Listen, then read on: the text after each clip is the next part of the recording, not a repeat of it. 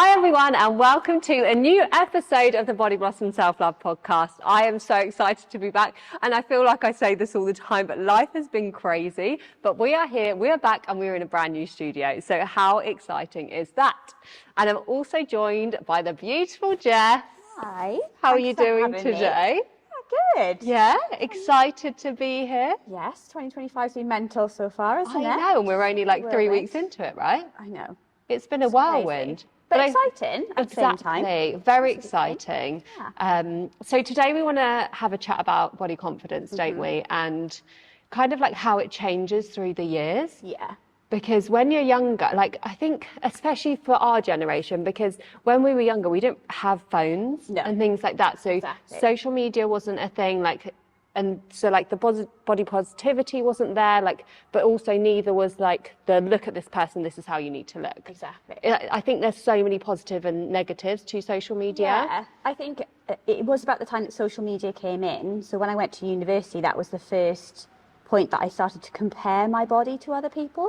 Obviously, like when you're younger, you're aware of your body, and you know, when we were growing up, like my mum was constantly on a diet, but I never associated it with how she looked because that just wasn't something that I was aware of. Yeah. And like there were things like, you know, being in stage school, body size and body confidence wasn't a thing. It was just how well you could sing, how well you could dance, were you the best actor or actress? And so that didn't come into it. And then as soon as I went to university, it was like posting pictures on social media, comparing yourselves in terms of outfits you were wearing or how high your heels were or what your legs looked like. And that's when I think I became really aware of my own body. Yeah. And that's when it changed. Absolutely, yeah. And I think, like you say, and it was that time when social media started to become a thing, like like MSN, Bebo, MySpace. That was the ones, wasn't it? Oh my God, it's crazy. Yeah, and then from there, it kind of became more of a thing throughout like magazines and things like that, didn't it? It then started becoming a thing.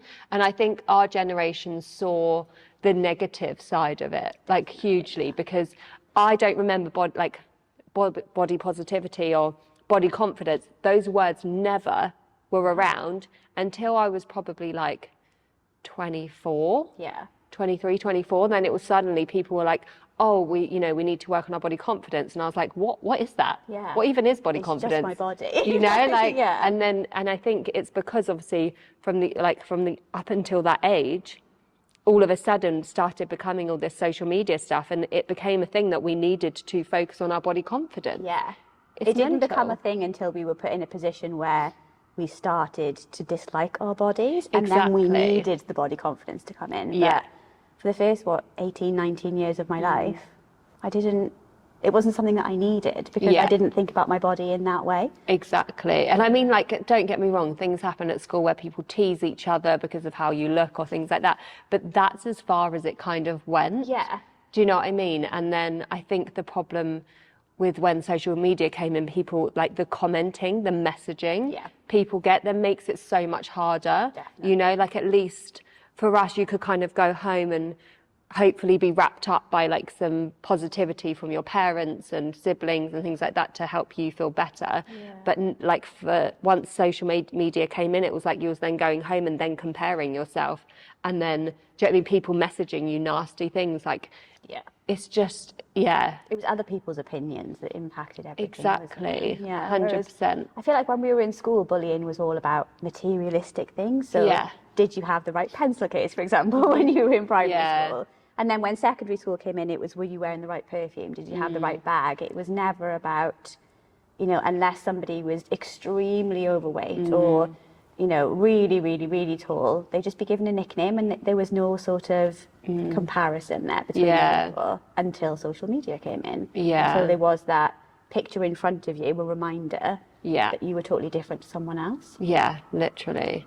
And then it spiraled. Yeah, massively. Crazy. Yeah. And like I say, I think that's when, for me, when I was like 24, 25 is when people were like starting to finally say, you should be body confident, you know, and it just took a lot of strong women to go, do you know what? No, like, and obviously men as well, but I think women do struggle with it a lot more. Yeah. Especially because our bodies change so much. Yeah. as we get older, you know, like having kids and things like that. And then you start, naturally, you do compare yourself. And I think the key thing is to not be following people that make you feel negative about yourself on social media. Don't let that come up on your algorithm, you know, like start liking posts and commenting on things that are positive, you know, that make you feel good about yourself, positive quotes, you know, like people's reels where they're promoting body positivity.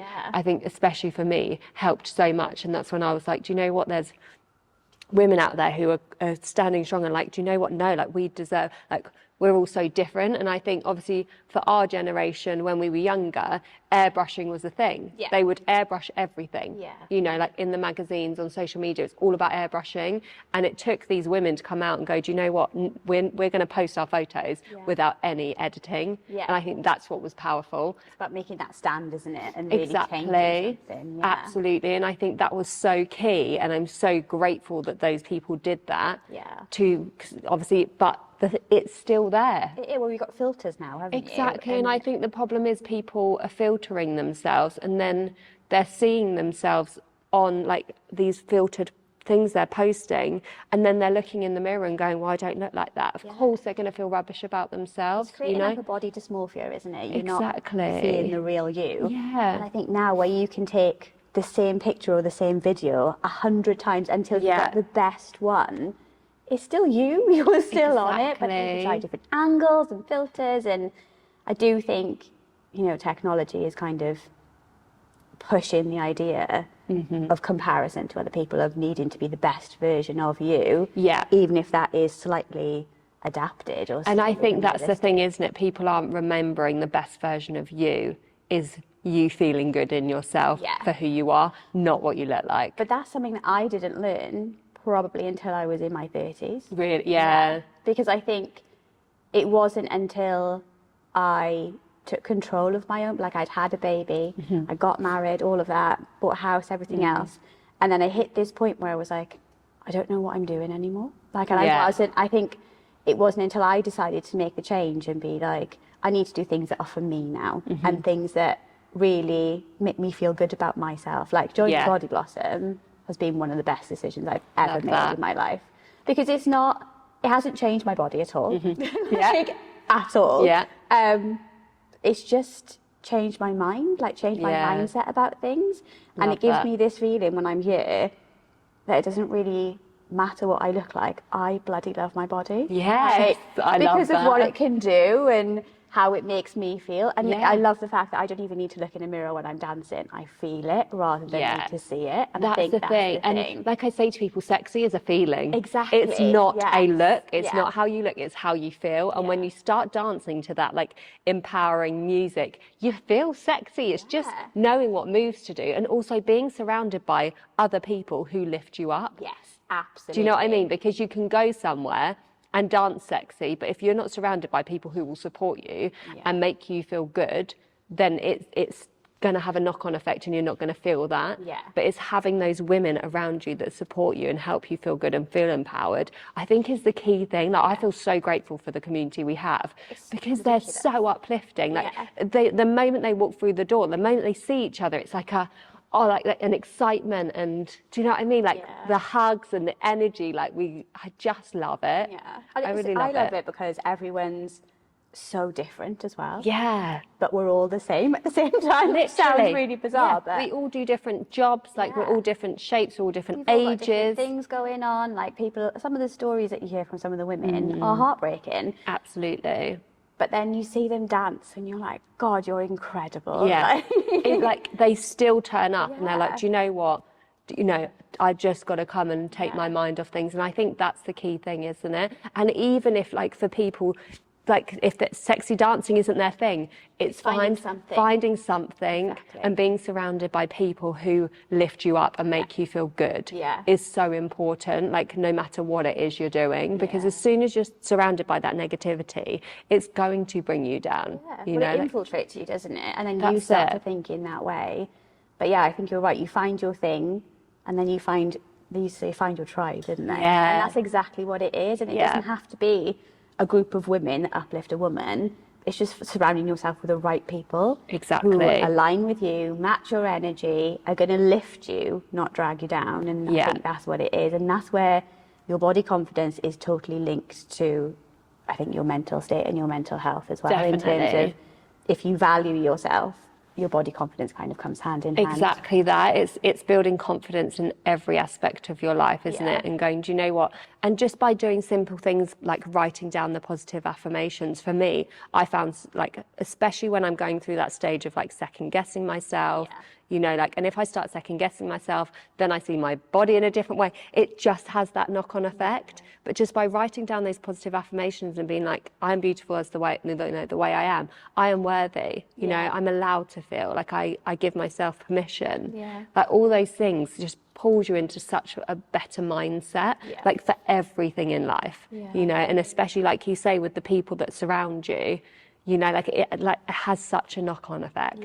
I think for me, it is like just talking to somebody or meeting up with somebody, like just coming to see you and go for a walk, totally changes how I feel about myself. And it's not that you're constantly going, you're amazing, you're brilliant. Like, that's not what it is. It's just that it's a reminder that I'm surrounded by brilliant women because I am a brilliant woman. Absolutely. And that's why you're in that group. That's why you're there. So 100%. I love that.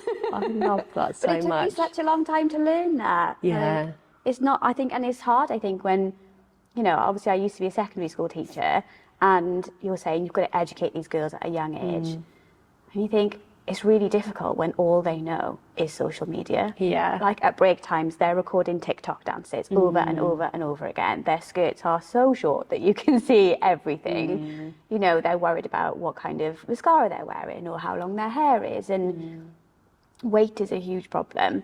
But I think actually we aren't teaching them the value of self-worth and finding the right people that you surround yourself with. And it's still that quite toxic environment in schools of a popularity game, like survival of the fittest. Exactly that. And I think that's what we need to be doing, is from a young age teaching like empowerment and self-confidence and self-worth. Definitely. I think that would be so good. I think schools definitely need to bring that in. But I think for anyone that has children, I think the key thing is if you can become confident and body confident in yourself, it has a massive knock-on effect to how they perceive themselves. You know, like Daisy, honestly, I could have like cried. She turned around to me the other day and she was like, "Mummy, you are so beautiful." And I was like this, you know me, don't really wear much makeup ever, just have my hair like wild. She was like, "Mummy, you're so beautiful." And I was like, she's 4, you know, but she sees like that, you know, I'm always telling her how beautiful she is. And like also I always tell my kids like what they're amazing at and things like that, just to lift them up, like constantly, to remind them. And I think just things like that is so important because they carry that like wherever else they go. And yes, they may be knocked down at school and by other people. Of course, that unfortunately is life. We're always going to come across those types of people and things. And also kids are all learning, you know, so of course they're going to say things to each other.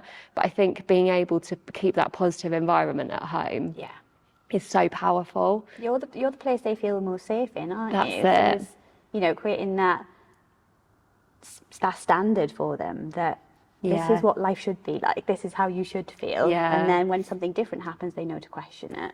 Absolutely. So if somebody questions what they look like, they know deep down that they are beautiful and that they are, you know, who they are and they can be what they want to be. I think it's instilling that and keeping that consistent at home as well. Definitely. So I think you need to feel it to be able to show it. 100%. But yeah, Evan's the same. So obviously, I wear whatever I want to wear. Like, I'm not a fashion follower. No, me not neither. an influencer in any way, shape or form. But he sees that and he's like, you know, I'll wear mismatching clothes. It doesn't bother me at all. And so he's the same. He's like, let's just put this on. He'll put a pirate top on and then maybe like a tutu skirt. And then he sees, like, if I want to get my nails done because it makes me feel good, like my self-care, he'll want his nails painted as well. And I just love that about it. He doesn't care what anyone thinks. He sees the things that I'm doing and he's copying it. And I think that's something that I really need to be aware of moving forward. Because I know that I can be judgmental of myself. Everyone is at certain points. Absolutely. But it's him seeing the good parts of it, that I don't care about certain things and that I'll do what I want to do to make myself feel good. And definitely he's doing the same thing and it's lovely. I love that. His little rainbow nails. I love that. That's so cute. That's brilliant. Oh, well, that was a good chat, wasn't it? Yeah. I love that. And I'm excited to bring more episodes and things. We're going to talk more, chat more about everything, about life, because, gosh, life is a roller coaster. Isn't it? Good old rolling coaster. And we're just going to kind of chat about everything that's going on and how we're dealing with things moving forward, and whatever life throws our way. Get ready for the roller coaster. I love it. Thank you so much for joining us, everyone.